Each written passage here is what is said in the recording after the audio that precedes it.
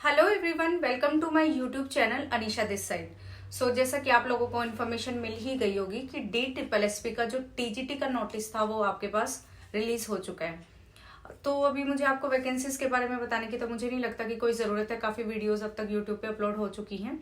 But ये video जो है मैं नोटिस पढ़ रही थी तो मुझे दिखा सब्जेक्ट कॉम्बो के रिलेटेड और एक एज के रिलेटेड। तो जो सब्जेक्ट कॉम्बिनेशंस हैं आपके पास नेचुरल साइंस का, बेसिकली मैथ्स का, इंग्लिश, हिंदी, उर्दू और आपके पास पंजाबी लैंग्वेज और एक लास्ट है आपके पास ड्राइंग टीचर और एस भी सब्जेक्ट है, उसकी भी वैकेंसीज हैं। तो इनमें जो है ना बहुत ही चेंजेस आए हैं जो मैं आपको नोटिस के साथ अभी दिखाती हूँ, वन बाय वन डिस्कस करेंगे हम सभी को। तो ये वीडियो थोड़ी सी लंबी होगी, जिसका जो सब्जेक्ट हो उसको स्किप करके देख लेना। मैंने पूरा ही नोटिफिकेशन जो है कंप्लीट अच्छे से समझा है। तो सब्जेक्ट कॉम्बिनेशन इन्होंने बिल्कुल ऐसे उल्ट पुल्ट कर दिए हैं जो कि समझ से बिल्कुल बाहर है। तो फॉर्म अप्लाई करने से पहले उसे अच्छे से देखना। और एज का जो है फीमेल कैंडिडेट की 40 है, वो बिल्कुल वहां पे क्लियर कट उन्होंने लिख दिया है, तो रिलैक्सेशन है, डोंट वरी। और जो मेल कैंडिडेट है उनकी 32 है। रिलैक्सेशन जो है SC ST EWS OBC कुछ नहीं है, वो सब जो है दिल्ली के स्टेट के होने चाहिए, अदरवाइज नॉट पॉसिबल। तो जो भी है उन्होंने पूरा लिख रखा है, तो वो सब कुछ मैं आपको अभी दिखाती हूँ क्लियर कट। पता नहीं DSSS भी चाहता क्या, आई रियली डोंट नो वो जॉब देना चाहता भी है या नहीं, एक तो वैकेंसी इतनी कम। चलो कोई नहीं, एनीवेज सभी को डिस्कस करते हैं कंप्लीट नोटिफिकेशन के थ्रू। सो ये देखिए, ये है आपके पास नोटिफिकेशन। ये सब मुझे आपको एक्सप्लेन करने की आई थिंक ज़रूरत नहीं है कि किसकी कितनी वैकेंसीज हैं। मेन टारगेट पे फोकस करते हैं। 8 से जो है आपके पास 8 फरवरी से फॉर्म अप्लाई होंगे 8 मार्च तक, यानी कि आपके पास अप्रोक्स 1 महीना है। अभी आगे डील कर लेते हैं। देखो आपके पास जो वैकेंसीज है ना, इनका सिर्फ मैं सब्जेक्ट कॉम्बिनेशन को ही डिस्कस करूंगी, क्योंकि ये सब कुछ आप देख चुके होंगे और ये मैंने पहले वाली वीडियो में भी, जो कि लिंक मैं डिस्क्रिप्शन में दे दूंगी, उसमें मैंने कंप्लीट एक्सप्लेन किया था आपको कि किस में कितनी वैकेंसीज हैं।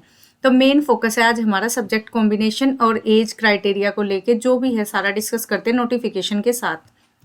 फर्स्ट वन देखो, मैथ्स के लिए पोस्ट नंबर क्या है, 803 है, यानी कि आप यहाँ पर मेल की है एक पोस्ट और एक फीमेल की है, और एक आपके पास है जनरल पोस्ट जो कि आप म्यूनिसिपल कॉर्पोरेशन में अप्लाई कर सकते हो, वो दिखाती हूँ मैं आपको अभी। तो ये देखो इसमें क्वालिफिकेशन का क्या टारगेट है। आपके पास कोई भी बैचलर डिग्री होनी चाहिए जिसमें आपके पास क्या है, मैथ्स होना चाहिए 3 सालों में और इक्विवेलेंट टू मैथमेटिक्स, या फिर सिंपल ऑनर्स भी हो सकती है। तो ये चीज़ तो आपको समझ में आ गई, कोई चेंज नहीं है इसमें। यहाँ पर देखो 45% आपके मार्क्स होने चाहिए ग्रेजुएशन में। अगर नहीं है तो आपके पास कौन कौन सी कंडीशन में आपको रिजर्वेशन मिलेगी। SC ST है तब भी चल जाएगा अगर आपके 45% से कम है तो, और अगर आपके पास PGT मैथ्स है तब भी चल जाएगा, और आप PW के कैंडिडेट है तब भी हो जाएगा। तो इन केस में आपके 45 से कम है तो चल जाएगा, अदरवाइज नहीं। उसके बाद सेकेंड कंडीशन है, फर्स्ट तो यही मानो कि 45% मार्क्स चाहिए, सेकेंड आपको चाहिए B.Ed, उसके बाद वर्किंग नॉलेज होनी चाहिए आपको हिंदी की, और लास्ट वन आपको चाहिए CTET पेपर 2। तो ये कंडीशंस है। अब मेन मैथ्स में भी इतना नहीं है, SS में, नेचुरल साइंस में, इंग्लिश में और आपके पास ड्राइंग में, इनमें जो है ना सब्जेक्ट कॉम्बो में चेंजेस हैं, वो मैं अभी आपको दिखा देती हूँ। उसके बाद आपके पास क्या है कि एज जो है 32 है, फीमेल के लिए, सभी के लिए 40 ईयर्स तक है। तो ये रिलैक्सेशन है, ये अलग से हाईलाइट है, तो इस पर अब कोई डाउट नहीं है। एज आपके पास फीमेल कैंडिडेट की 40 ईयर्स है, ये तो आपके पास है फीमेल्स के लिए, और मेल के लिए है 32 ईयर्स। अब बात कर लेते हैं, कॉन्ट्रेक्चुअल एम्प्लॉय है तो 5 ईयर्स का उन्हें रिलैक्सेशन है, वो आप अपना पढ़ सकते हैं। तो ये मैंने नोटिस आपको दिखाई दिया है। अब देखो मैथ्स के बाद आते हैं नेक्स्ट इंग्लिश के लिए। इंग्लिश में देखो आपके पास 3 सालों में इंग्लिश होनी चाहिए ग्रेजुएशन में, कोई फर्क नहीं पड़ता, 3 साल इंग्लिश होगी, चाहे किसी भी उससे आपने बैचलर्स कर रखी हो, चाहे आपने BA कर रखी हो, या आपने BSc कर रखी हो, BTech कर रखी हो, कुछ कर रखा हो, लेकिन आपके पास इंग्लिश 3 सालों में होनी चाहिए। और PGT जो आपके पास पोस्ट ग्रेजुएशन है वो आप किसी से भी कर सकते हो, उससे कोई फर्क नहीं पड़ता। मीन्स यहाँ पर सिर्फ कंडीशन रखते हैं ये कि ग्रेजुएशन में इंग्लिश होनी चाहिए 3 सालों में। तो ये भी बड़ा आसान है, इसमें भी कोई दिक्कत नहीं है। तो सब्जेक्ट कॉम्बो में अब बात आती है मेन सब्जेक्ट कॉम्बो, जहां पर इन्होंने चेंज किया है SS में। देखो वैकेंसीज आपको दिख ही रही होंगी, अर्बन की 91 है। BSc के अंदर आपके पास विद सोशल साइंस, SC जो आपके पास SS है एज अ मेन सब्जेक्ट होना चाहिए फ्रॉम अ रिकॉग्नाइज्ड यूनिवर्सिटी, ठीक है। और यहाँ पर देखो एक नोट डालते हैं ये मेन सब्जेक्ट्स को लेकर, जो कि पहले नहीं आता था, अब इन्होंने मेन सब्जेक्ट पे फोकस कर दिया है।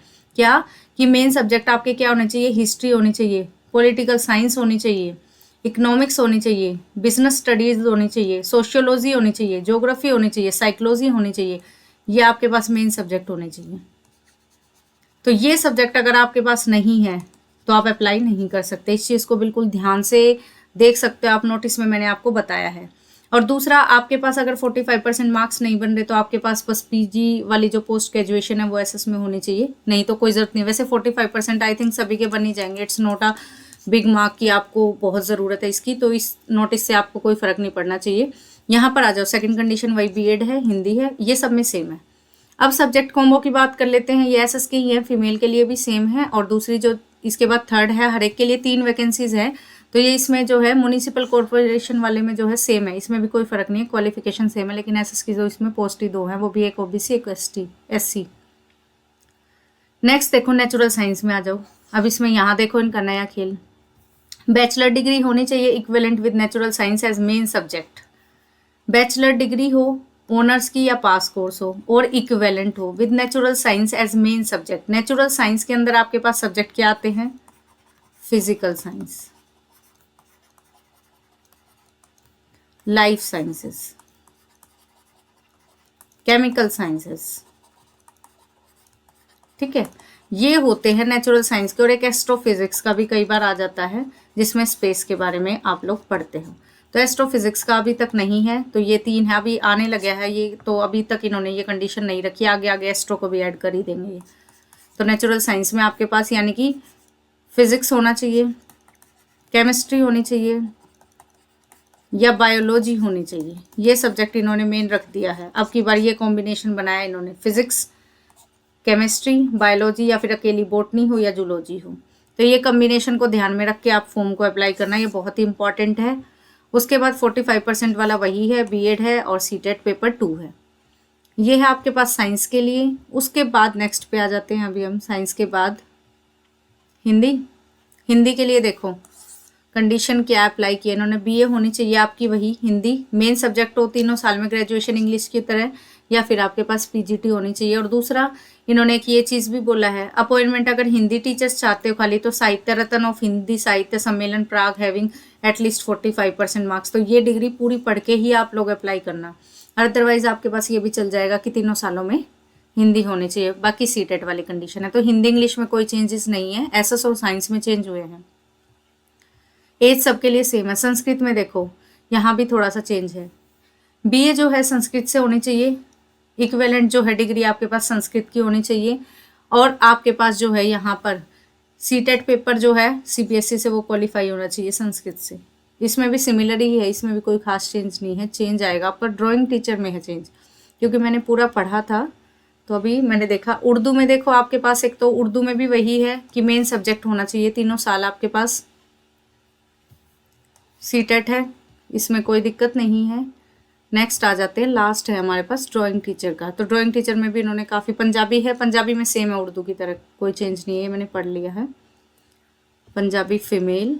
और उसके बाद नेक्स्ट आते हैं आपके पास ड्राइंग टीचर पे, ये रहा देखो 5 ईयर का डिप्लोमा होना चाहिए ड्राइंग में, ध्यान रखना, या पेंटिंग में जिसमें भी है, या तो ये कंडीशन हो 5 ईयर वाली फुलफिल, या फिर मास्टर्स हो, यानी कि एमए एमएससी जो भी करते हो आप लोग फाइन आर्ट में या आपके पास जो है ड्राइंग में। उसके बाद अगर ये कंडीशन फुलफिल नहीं हो रही है तो आपके पास बैचलर डिग्री हो ड्राइंग में, प्लस यहाँ खेल है अब ये 2 ईयर फुल टाइम डिप्लोमा भी होना चाहिए, इस चीज़ का ध्यान रखना फाइन आर्ट में।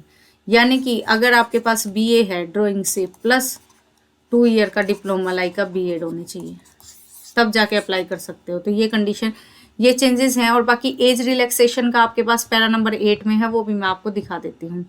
और एक कैटेगरी का ये देखो एज रिलैक्सेशन, एज रिलैक्सेशन कुछ इस तरीके से है, आप देख लेना, जो भी आपको फॉलो करती हूँ यहाँ पे है कि एज अगर आपको एक्स्ट्रा चाहिए तो वो रिलैक्सेशन इस तरह से है।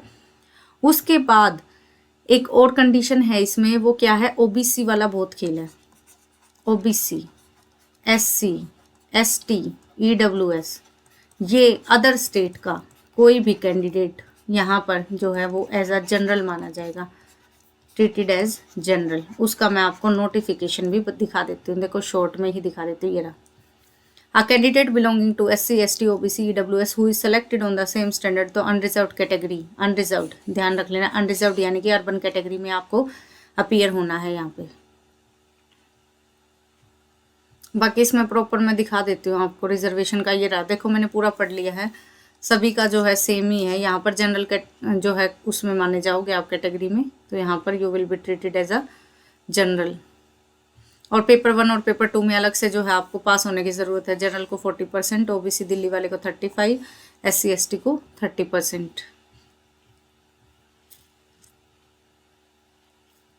तो ये मैंने आपके सारी ही जो डाउट्स थे वो सारे आपको विद नोटिफिकेशन दिखाए हैं। ऑल द बेस्ट, अपनी अच्छे से तैयारी करो भाई। कॉम्बिनेशन का आपकी बार पता नहीं इन्होंने क्या डाल दिया है।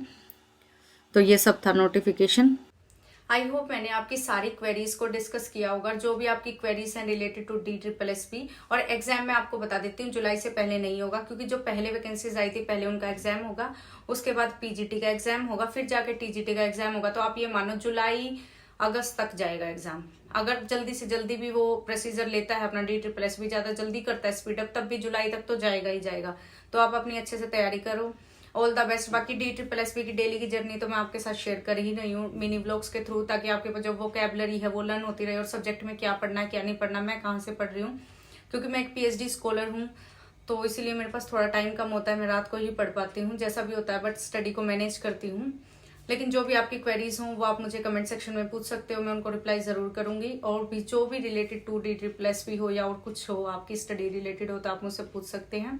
आई होप आपको ये वीडियो काफी इन्फॉर्मेटिव लगी होगी। कोई भी फॉर्म अप्लाई करने से पहले नोटिस को जरूर पढ़ना चाहिए।